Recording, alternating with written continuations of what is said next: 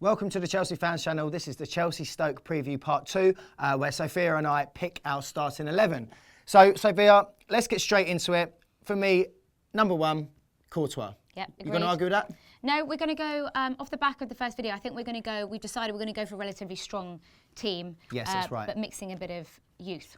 Yeah, so anyone that hasn't seen our preview clip, part 1, make sure you check it out. But essentially, if you did miss it, we had a little discussion and it boiled down to the fact that we think there's no rest in anyone, is there? No. There's no taking some games lighter than others. No matter what the competition is, we're going gung-ho all the way. Yeah. Whilst full spot is still mathematical, we need to be building strong teams to try and win each game to the end of the season. Couldn't agree more. Boom. So, right back. For me, Azpilicueta. Agreed. Hasn't put a foot wrong. And if you haven't already heard it, he was doing a radio interview with a French radio station or a Spanish radio station or something in the week, and he just said to them how much he really loves playing for Chelsea. Mm-hmm. He can see himself there for years and years to come in the future, and it was just a really nice endorsement of the club and the fans from Dave. So, we're playing Dave, him, big love, mate. Yes, Dave, and we're playing him in his natural position. Which is, at last, yeah. Finally, no wonder he's so happy, because he's playing where he wants to play, which I think makes a massive difference for him. It does. So, talking of natural positions, over on the other flank, at left back, we're going to go with Baba Rahman. Yeah, agreed. I think he had a slight shaky game against Norwich, but I also think he's shown big positives in the last few games that he's played. So I think more and more it's just building his confidence, keep him playing, match fitness. Yeah, I think you're right. I think against last game I went to the Southampton game and he was pretty bad during that game. It was his fault for the goal. He got hooked off at half time and Kennedy came on. Kennedy made big difference. As we know, Kennedy was great I want to ask your Norwich. opinion on Kennedy at left back. Well, there's a bit of a debate about that because... Well, I think my opinion of him was that he was more of a attack-minded player, like a natural left winger or something. But he came on against Southampton. He didn't play as a traditional left-back, a defensive left-back. He was kind of given a bit of freedom, so we went more to like a 3 at the back with Kennedy sort of bombing up and down the wing. But he started, didn't he? He started the last game against Norwich as a left-back. You know, the lad raced first few seconds of the game. He runs up pitch, he scores a goal. 39 seconds. Yeah, so I think, maybe if he's not a natural left-back, we can kind of mould him into one. We can maybe get ourselves a Roberto Carlos type left-back. Are we wasting his talents having him at left-back? Maybe he is more effective further up the field, more attacking. Let's possibly start putting him on the wing instead of such. I think defensively he was slightly shown up, but I was really impressed with him going forward, and obviously his goal within 39 seconds showed how good he was going forward. Yeah. So maybe let's start looking at him further up the field. Yeah, definitely. He's a very exciting prospect, and hopefully this groin injury he's picked up isn't going to last very long. So I think we're both happy with the fullbacks. So centre-backs, obviously, no John Terry, no Kurt Zouma. Well, we don't believe so. We say obviously, it's what we're hearing. Yeah. Guus did a press conference yesterday.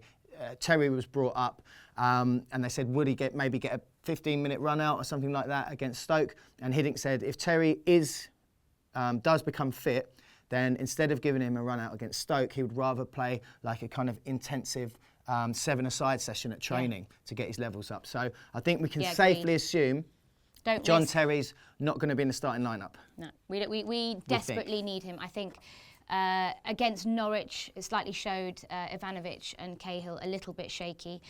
So it shows how, and again, we haven't kept a clean sheet in the last few games. So we do need our captain, John Terry, back fit. PSG is his most important game. And I think it slightly goes in how important summer spending is for us as a club, because I mean, we've got this Matt Miagza. Yeah. Is he going to get a shout out? Does he get on the bench? Does he get a shout out? But if you're looking at next season, you're looking at Jose at United, Pep at City, Klopp at Liverpool, Pochettino Conte at Chelsea. Well, exactly. So we need to be spending, but centre backs is a position I think if John Terry's going, which I still think is a huge mistake from the club, if he is definitely gone, then we need to definitely look at that position for strengthening. I saw, just on the centre-back issue, I saw a headline today that kind of took my breath away a little bit. Crystal Palace captain Scott Dan, who, don't get me wrong, is a decent enough centre-back, being linked with Chelsea in a £20 million move. Scott Dan. Really? Yeah, he's no John Terry. Anyway, No. moving on. So, cut long story short, Cahill and Ivanovic, centre-backs, yeah? Yeah. Okay, moving into our 2 holding midfielders.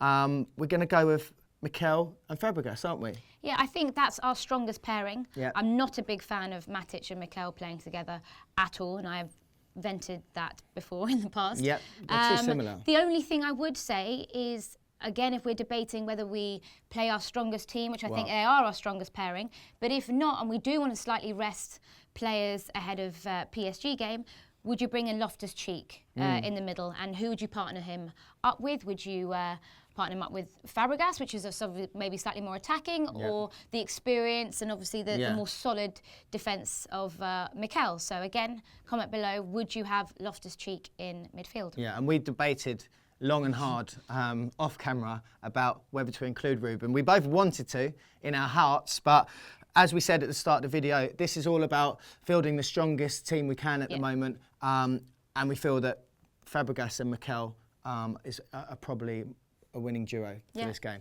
Totally agree. So there you go, Mikel and Fabregas. So into the attacking midfielders. Down the right-hand side, the geezer's a god. It's Willian. I know, I so wish we could rest him, but we can't. We cannot afford to rest Willian. We could go on every week about how formidable he's been. Yeah. Once again, he's in our starting. And it's not just us being deluded Chelsea fans that keep saying what a god Willian is. The stats and the facts back it up. He's the only Chelsea player in our whole squad that's made it into like the Premier League top 20 in terms of like performance. Loving your stats today, Jack. I'm proper on it today. I'm impressed. Yes. Yeah, I had a day off yesterday and I've come back feeling fresh. Revitalised. That's it. Yeah. Willian, as ever, he's in. Yeah, definitely. Yeah. But obviously now, having read the injury list, we're hit a little bit with the attacking players, what with Pedro being out, Pedro Hazard, gone. we think, being out. We think Hazard's got a knock. If we were to play Kennedy further forward, which I'd quite like to, he's possibly out. If he Yeah. wasn't, and Kennedy does get through it, because I haven't heard too much about him definitely being out, I would quite like Kennedy to start up on the wing further forward. Yes, I would. I think that would be a natural selection to make, but I do fear he limped off at the end of the Norwich game, and I think Hiddink mentioned yesterday that he's got a little problem with his groin. Doesn't see it as being too big, but maybe a couple of weeks on the sidelines. So I think for that reason we're going to have to leave Kennedy out completely. Swapping one exciting youngster for another. Traore is going to get another go. Yeah, obviously we're loving Traore. He's a centre forward by trade. He's he's an out and out striker, but he can play on the wing. He set up Costa, didn't he? Yeah, he played there for Norwich, set up a great little cross for Costa's chip. And this boy is definitely the future of Chelsea strikers. I think he's featured 10 times so far this term, and he's already scored 4 goals. And he's not getting like 90-minute games to do that in either. So definitely this is a watch this space with Traore. Every time he plays, he has a huge impact for us, Yeah. and he's exciting. And he either assists a goal, either gets a penalty, or actually scores a goal. Yeah, and he plays with that sort of old adage of youngsters play without fear. He goes out there, it's like he's having a kickabout with his mates down the park. So I'd like to see a lot more of him, and that is why he's getting the nod against Stoke. Yeah. So in the middle, we're going to go with Oscar. Yeah? Yeah, he's come in for a lot of criticism from his performance against Norwich, but as I said, we are hit with injuries in attack, so I kind of think he's really our only choice there. Yeah, we don't have too many options at the moment, and as we all know with Oscar, it's either going to be his day and he's going to run things, or he's going to be slightly anonymous, and it depends which hat he puts on, because I've seen him put both of those hats on hundreds of times. So hopefully it's the I'm going to boss the game type of scenario. And against Stoke, they're a very physical team.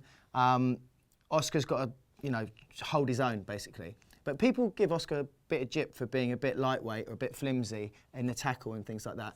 But I've seen him put some ferocious challenges in over the last couple of years, or however long he's been at the Bridge. So I think he's sometimes unfairly labelled as a bit of a pansy player. So Oscar against Stoke, show him your mettle, get stuck in, and just do the business basically, mate. Right, go on then. Well, last one. We have no choice. He is the big man. He is scoring for fun. Obviously, we have put... Well, we debated a little bit about, again, PSG being so massive. Do we rest who is effectively our key player in Costa? We thought about putting Traore up front. Yeah, and maybe Ruben or someone in midfield, but...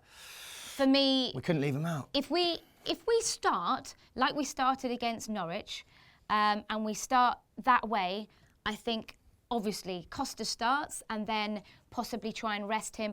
Let's talk about Pato. Again, I said this last, and this really frustrates me. I said this last week. Why, Chelsea, have you brought in a player on loan who is not fit to play? It absolutely blows my mind. He's been now training 5 weeks in a row, twice a day. We saw him on the bench against Norwich. So if he's now on the bench, he's obviously able to play. I would like to see him I would love to see him play. I really want to see what this guy is all about. I remember him well from his time at AC Milan. Then, you know, he sort of dropped off my radar, certainly, when he went to South America. Now he's back. I'm really excited to see if he's still got it. You know, he's no denying he used to have it. You know, when he was playing at the San Siro, he was a bit of a force of nature, taking over the main striking role from Shevchenko. But that's the question mark. Has, you know, a couple of years in Brazil, maybe eating too many burgers or whatever, affected him in terms of him being a world-class striker again? We're waiting to see, aren't we? Yeah, exactly. But with these games coming thick and fast, and with the games at the moment being paramount, crucial, we need as many players fit. And who knows, he could come on, we get his fitness back, and if he still has that scoring prowess, then he could score us some crucial goals towards the end of the season. Hopefully. Maybe we can, you know, have a new super sub or someone like a modern day Torre Andre Flo, perhaps. So, guys, anyway, that's us. That was our starting 11. If you agree with what we've said, let us know in the comments below, and also let us know what your starting 11 is. If you were the manager, who would you pick? Sophia? Thank you, as always. Come on, the Chelsea. Blue is the colour. Welcome to the Chelsea Fans Channel. I'm here with Sophia, and we are going to preview the Chelsea-Stoke game coming up.